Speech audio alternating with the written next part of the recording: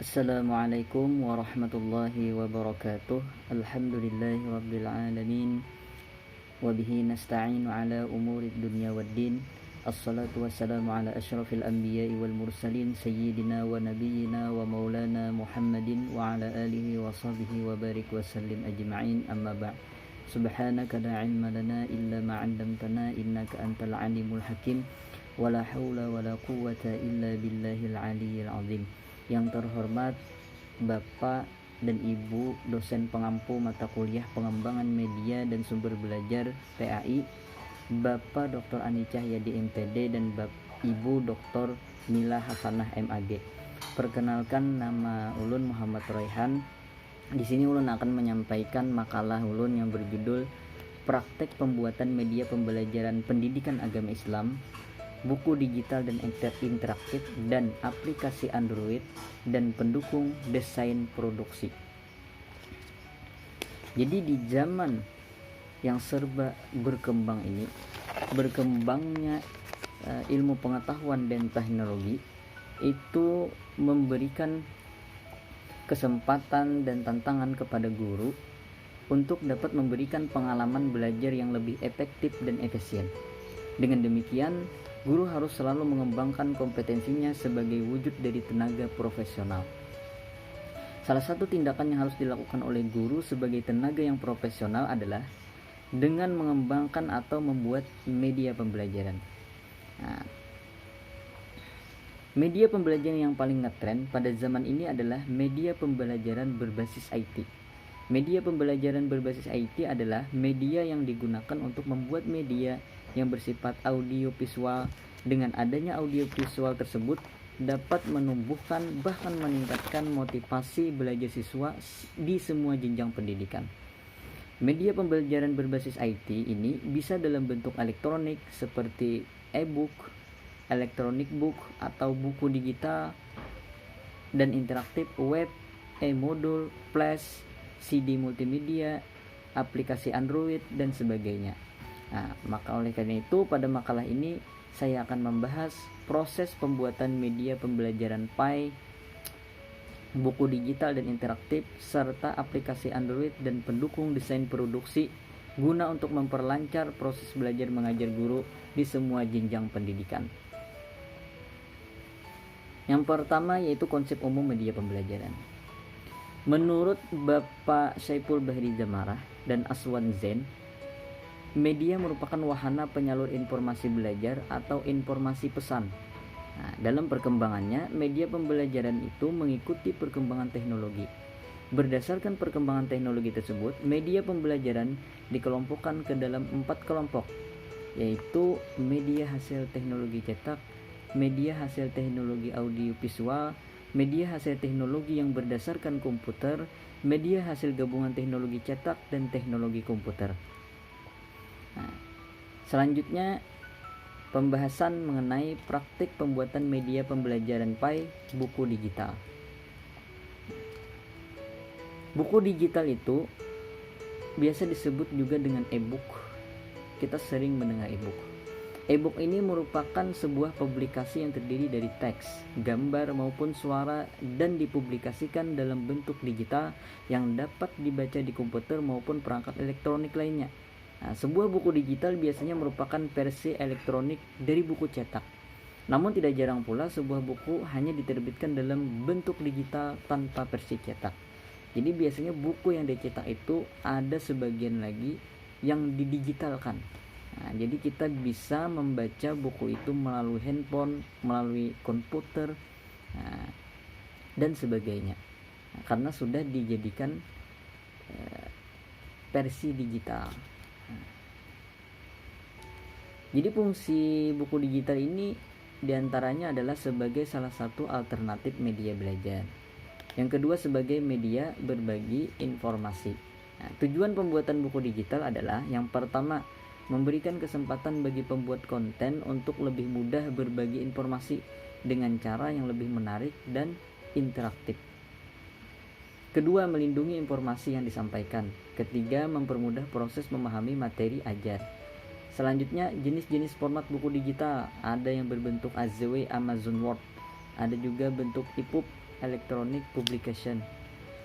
Ada yang berbentuk KF8 format Kindle Fire, MOBI format MOBI Pocket, PDB Palm File Database, PDF.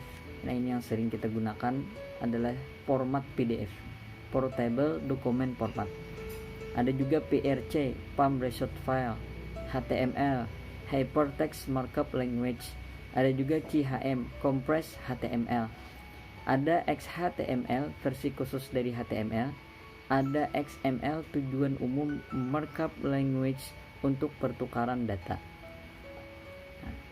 Hal yang harus dipersiapkan untuk membuat buku digital adalah yang pertama Microsoft Word, PC, Page, Mac, Google Document, web atau software pembuat dokumen lainnya, PowerPoint atau Adobe InDesign, Evernote atau OneNote, Adobe Acrobat. Tahap-tahap pembuatan buku digital. Tahap pertama, kita harus membuat kerangka isi e-book. Nah, e-book itu isinya lebih tebal daripada sekedar artikel. Biasanya ribuan kata, bahkan bisa sampai 10.000 kalau topiknya dalam. Nah, jadi kalau kita belum pernah menulis panjang, maka kita itu akan bingung. Bisa jadi urutannya terbalik, atau bingung setelah ini mau membahas apa, atau malah setelah hampir selesai Anda merasa semuanya perlu ditulis ulang. Nah, oleh karena itulah pentingnya kita membuat kerangka tulisan kita. Nah,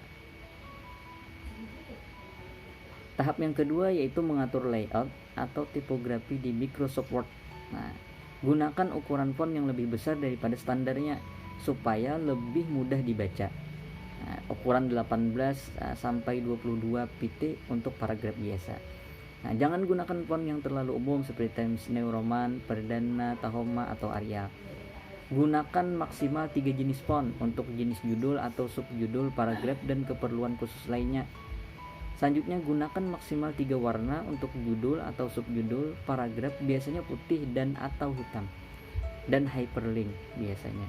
Selanjutnya aturan nomor 3 dan 4 itu bisa dilanggar kalau memang diperlukan. Selanjutnya biasakan menggunakan formatting style yang ada di Word. Nah, tahap ketiga, menulis isi e-book. Nah, gunakan subjudul atau header 2 dan 3 supaya paragraf tidak bertumpuk. Selanjutnya gunakan list untuk menjelaskan lebih dari satu poin seperti yang sedang Anda baca sekarang ini. Hindari paragraf yang terlalu panjang, gunakan gambar yang bisa membantu penjelasan, ini wajib. Tulisan panjang tanpa gambar pasti membosankan. Nah, tahap keempat, membuat halaman call to action. Nah, karena e-book ini merupakan bagian dari strategi pemasaran, pasti kita ingin supaya pembaca melakukan sesuatu setelah mereka selesai membaca. Misalnya membeli produk, mengunjungi website, membaca artikel lain, atau membantu menyebarkan e-book tersebut kepada orang lain. Nah, untuk itulah kita butuh satu halaman khusus ini. Biasanya halaman cetak ini ditaruh di paling akhir, bisa dipisah sendiri atau digabung bersama ucapan terima kasih, profil penulis, dan penutup.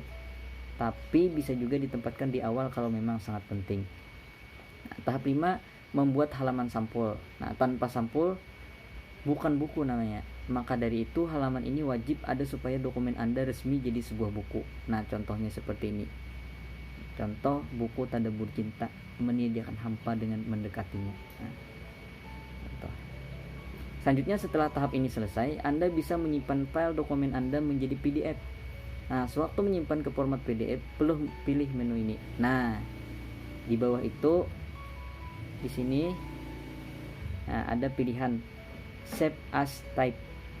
Kita pilih ke PDF ini jika semua tulisan kita dari cover sampai akhir itu buku kita sudah jadi, maka kita simpan dengan format PDF. Maka buku kita pun selesai dijadikan sebagai sebuah buku dalam format digital. Nah, ini untuk PDF. Seperti itu. Tahap ke-6, membuat mockup buku. Nah, tahapan ini tidak wajib, tapi e-book Anda akan jadi lebih menarik kalau Anda membuat mockup. Seperti itu. Selanjutnya, kita praktik pembuatan media pembelajaran Pi interaktif.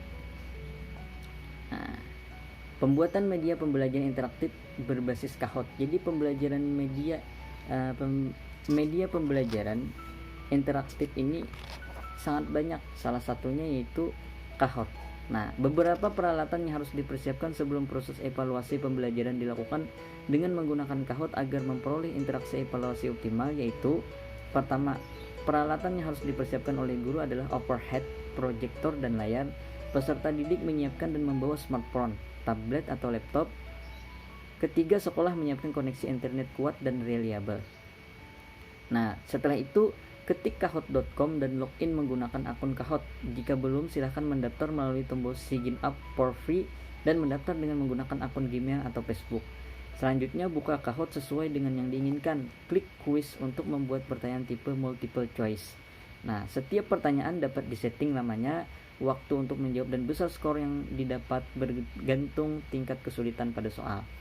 Tahap akhir, setelah soal di Kahoot dapat ditambahkan gambar dan video untuk menambah konten yang menarik atau memberikan bantuan untuk menjawab soal. Jika sudah selesai, copy link atau dapatkan pin kombinasi angka untuk mengakses kuis yang telah dibuat. Nah, jalankan Kahoot dari akun sebagai guru dan tampilan pada layar, kemudian klik play dan pilih mode antara klasik perorangan, satu alat untuk satu orang, atau mode tim, satu alat untuk beberapa orang. Tunggu hingga muncul pin seperti pada gambar berikut ini. Nah, ini contoh pinnya. Nah, setelah itu peserta didik dapat mengakses langsung kahoot.it dan join dengan menggunakan pin yang muncul. Peserta didik diharapkan menyiapkan nama panggilan atau nama tim jika digunakan pada mode grup. Nah, tunggu hingga muncul nama peserta didik di monitor utama guru, kemudian klik mulai. Nah, praktek pembuatan media pembelajaran Pi aplikasi Android. Nah, jadi yang pertama itu, ini adalah merupakan contoh daripada media pembelajaran pendidikan agama Islam berbasis Android. Jadi yang pertama itu bisa dibuat seperti ini, yakni halaman loading. Nah, seperti ini bisa. Jadi halaman loading ini merupakan halaman pembuka dari media berbasis Android. Nah, halaman loading ini dilengkapi dengan animasi yang menarik yang dapat dilihat pada gambar berikut. Selanjutnya halaman intro. Nah, seperti ini. Nah, ini contohnya, contoh merakit komputer lah contohnya. Nah, jadi halaman intro ini merupakan halaman pembuka setelah halaman loading. Halaman intro ini dilengkapi dengan animasi, bisa dengan sound, intro, dan gambar yang menarik. Pada halaman intro ini memiliki tombol mulai yang berfungsi untuk memulai atau memasuki ke halaman menu utama yang dapat dilihat pada gambar berikut. Jadi bisa dipencet. Ketika kita memencet mulai, maka ini akan muncul halaman baru. Nah, maka akan muncul halaman menu utama. Nah, seperti ini. Nah, jadi di halaman menu utama ini merupakan halaman yang menggambarkan tampilan awal saat memasuki media. Nah, pada halaman menu utama ini juga dilengkapi dengan berbagai fitur tombol seperti yang dilihat di gambar ini. Nah, tombol yang akan dapat untuk memilih ke halaman yang ingin dituju yang dapat pada gambar di bawah ini. Nah, selanjutnya halaman user manual. Nah, pada halaman ini merupakan halaman user manual yang akan menampilkan kata sambutan dari media yang dapat dilihat pada gambar berikut ini. Selanjutnya halaman materi semester 1. Nah, pada halaman ini merupakan halaman materi pada semester 1. Nah, ada materi misalnya tentang PAI, bisa kita tambahkan, bisa kita edit misalnya. Nah, ini contoh daripada media pembelajaran berbasis aplikasi Android. Halaman materi semester 2 bisa misalnya untuk kelas 1 sampai kelas 6 untuk SD, kelas 1 sampai kelas 3 untuk sanawiyah, dan selanjutnya bisa kita buat seperti ini. Nah, selanjutnya halaman submateri. Nah, ada juga contohnya halaman petunjuk pengisian soal. Nah, ada lagi halaman proses tes soal. Ada halaman skor, evaluasi, halaman isi video seperti ini. Ada halaman exit. Nah, dan selanjutnya adalah aplikasi pendukung desain produksi. Yang pertama ada aplikasi yang bernama Format Factory seperti ini. Nah, ini adalah aplikasi yang mudah untuk digunakan dan memungkinkan untuk mengubah format suatu berkas sekali jalan. Nah, jangkauan kompresi format yang paling sering digunakan pada saat ini dan untuk perangkat multimedia seperti komputer, Android, iPod, iPhone, atau PSP yang terkadang tidak bisa dijalankan selama satu media dan dapat dijembatani dengan konversi menggunakan format factory. Nah, ada juga yang namanya Premac Video Converter. Ini salah satu aplikasi yang memiliki kemampuan untuk melakukan konversi antar format video, ripping DVD, konversi ke perangkat jet, burn DVD, dan membuat foto slideshow.